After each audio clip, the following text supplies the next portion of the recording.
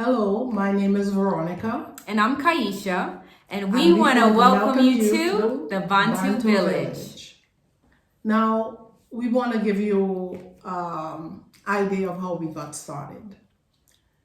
Way back before 2016, we were seeing things unfolding, and we were also studying our Bibles and realizing that the Father in heaven was beginning to call his people together. We were beginning to get a conscious mind as to who we were. Right. And had many questions. Some of them were so nebulous we didn't understand what the answers were. So we got into deeper study of the Bible and found out there was a distinction between the children of Israel and the rest of the world. Mm-hmm. And we also found out that through the Atlantic slave trade, there was a curse that was set on the children of Israel because of disobedience, because of dishonoring the Father in heaven, going against his wishes, serving gods that he had proclaimed in the 10 Commandments should not happen. And this went on until he got to the point where he scattered us into all the four corners of the earth. And as he promised, before the end of time, he was going to call his children back together again. And that began to resonate with us. I was studying and didn't realize that my daughter was studying as well. We came together back in early 2017, and we began to talk about some of the things we were learning. In 2016. Yeah, we came into the end of 2016 is when we came. Yeah, the very first so time. It was early 2016 that we began to look deeper. Yes, exactly. Look deeper, and knowing that she was looking as well, we were putting our heads together and wondering, just what does this mean? Mm-hmm. What does this mean for us?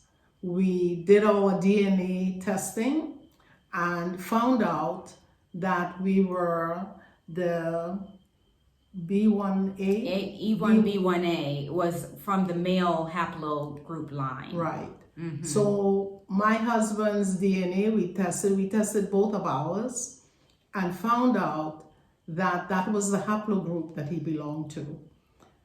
And that even invigorated us more to search deeper. Mm-hmm. And so we wondered, just where should we go?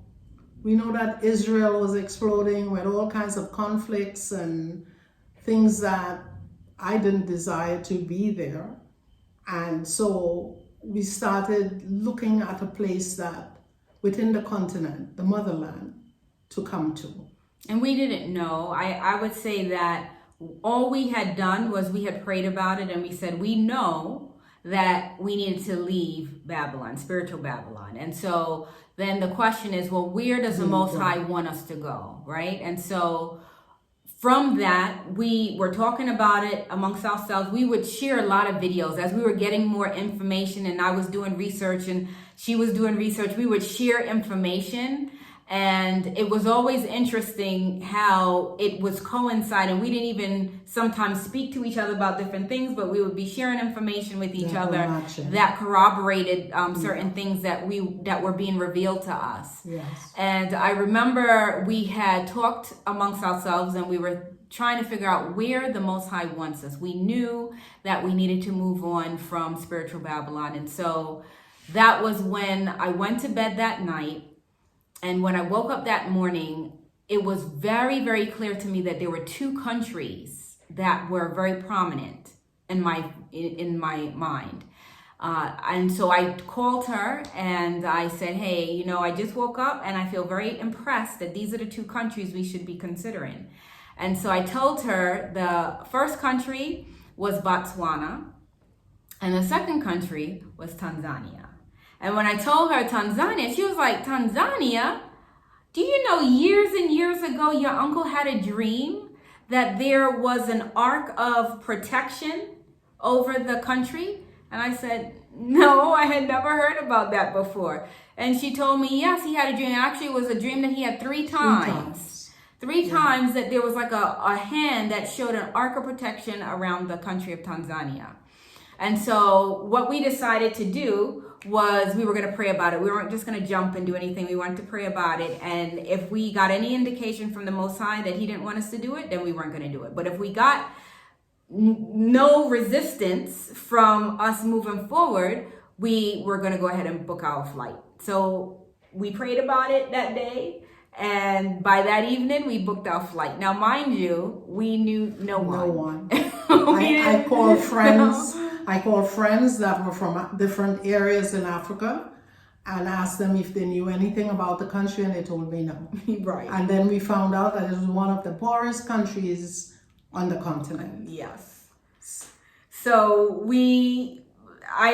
one of the things I was thinking is, well, let me at least see if I can find fellow believers. And so we're at Seventh Adventists, and so we had looked up Adventist churches in Tanzania and Dar es Salaam specifically, because we knew we were going to spend a significant amount of time there. And so I looked up 7 Adventist churches in Dar es Salaam, and of the 14 churches that appeared in the Google search, only 7 of them had contact information. And of that 7, I reached out to all of them. Only 1 responded. And so I had been in contact with this pastor, and he was in communication, and we were telling him that we're coming, we don't know anybody. And so he was giving suggestions as to things that we could do while we were on the continent, and, you know, things to be aware of. But he was very positive, you know. But then all of a sudden, I didn't hear from him anymore. And I'm like, okay, we're getting closer and closer to our flight. We were hoping we would have been able to connect with him. And now I don't hear from him anymore. And so, you know, as it was getting right down to the wire, I decided, you know what I'm going to do? I'm going to print out all of the churches, all of the 7 that I have the addresses for. And when we get to our hotel, I will present it to the concierge and get her to give me an indication as to which one is the closest, and we just get a cab and go there. And so that's what we did. That's what we ended up doing. Now, it so happens that the church that was near to the Marriott was the one that we went to. That wasn't that pastor's church. No, because I hadn't heard back from him, and so I didn't even know where his church was, and I don't even think I remembered exactly which one of the 7 was his church.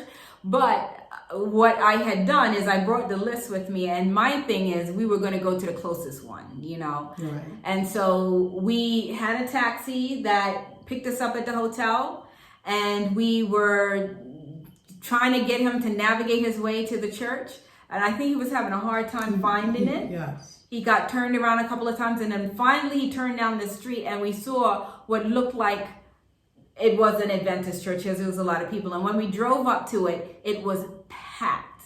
It was packed with cars, and it was packed with people, because this is right before New Year's, right? This was right before New Year's. Right. It was the end of the year. And so I think a lot of people were coming to church as their new... I think they had a musical visitors. Yeah, they had a special program. Yeah. So a lot of people were coming to church for it. And it was so packed that they had to build tents on the outside of the church. They kept the tall windows of the church open, and they had tents on the outside so that people could sit under protection from the sun and enjoy the service.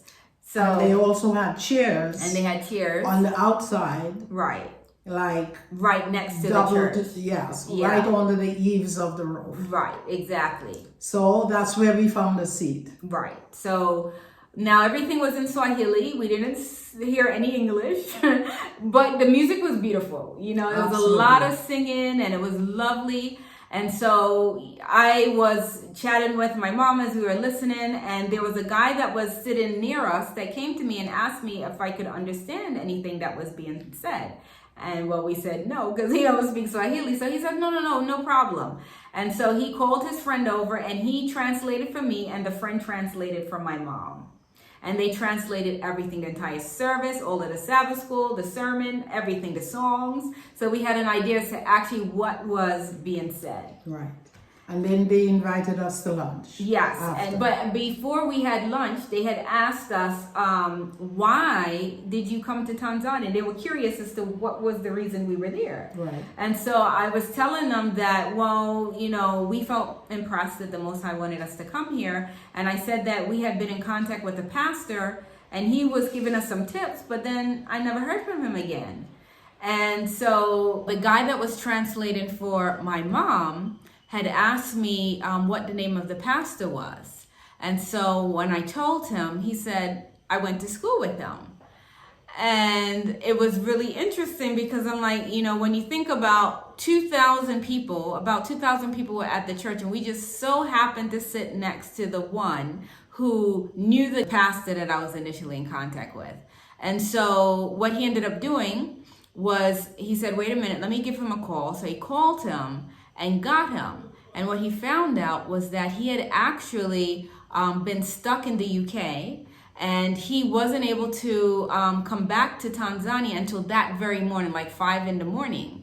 And so he was exhausted. He lost some luggage and all of this. And so he asked if he could get some rest. And we had lunch. We went to the after church program.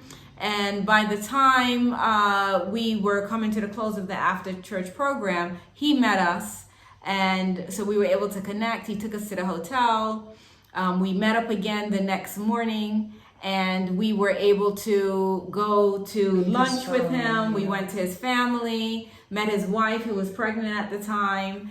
And his sister, I think, was there with him. And then he, after that, took us to the airport. So I was able to stay in contact with him. And so when he, I think it was a year or two later, had come to the United States, we were able to connect because he had a tour of the GC. They had a conference or something that was going on. And so we were able to connect then. So it was just an amazing experience. Absolutely. We have stayed in contact with one of the translators.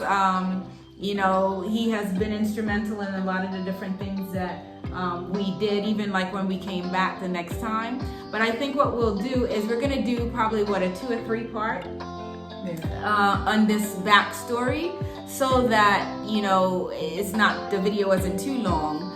But we want to be able to, kind of give you the history of how it is we ended up coming to Tanzania. So once again, please like, please share, hit the notification button, and we look forward to, you joining the Bantu Village family, and for you tuning into more of our journey here on the continent. Thank you so much for listening.